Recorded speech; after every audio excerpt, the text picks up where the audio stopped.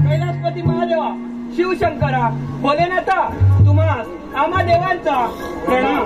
महादेवा, त्यांना तुला दे सर्वत्र हाकार माजवलाय. आपण यातून काहीतरी मार्ग दाखवा. देव, तुम्ही निश्चित करा, या संकटाचे मी निवारण करतो. ते काय देवा?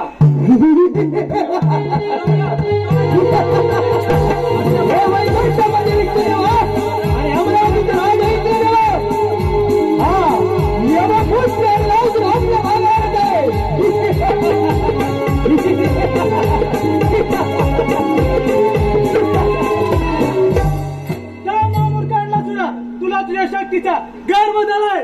जो कोणी सजीव या पृथ्वीवर जन्माला येतो त्याचा मृत्यू अटळ आहे. आणि आता तो जेती वेळ आणलाय. या पृथ्वीवर जो जन्माला येणार त्याचा मृत्यू आहे हे मलाही माहीतच आहे.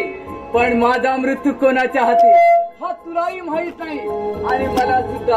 कारण मी यमाचा पोर आहे. यमाचा पोर. महामूर्ख आणला तुला. तू यमाचा पुत्र आहे म्हणून तुला सांगतो, आम्हा देवांचे राज्य परत कर आणि आला मार्गी परत जा. परत जाण्यासाठी हा यमपुत्राने लासूर येत नाही. समजले ना? हे ज्यावेळी सागर मंथन झाले त्याच वेळी तुम्ही सर्व देवाने माझ्या पूर्वजांवर अन्याय केला.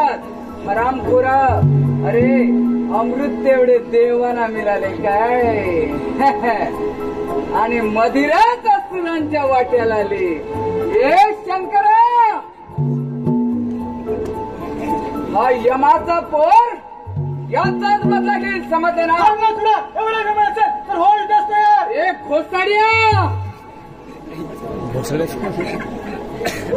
तू आजवर कधी माझा पराक्रम पाहिलास का? तुझे एकच काम आहे, ते फक्त कैलासावर बसून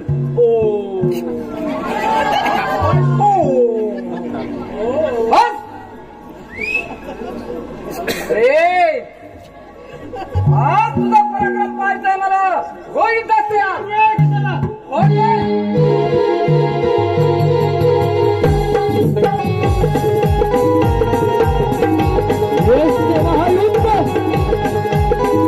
कैलासपती महादेव आणि यमपुत्र आणल्याचं सर्व देवदेवतांना युद्धाचे आवाहन करून सर्व देवदेवतांना शरणागती पत्करून यमपुत्र आणल्याचं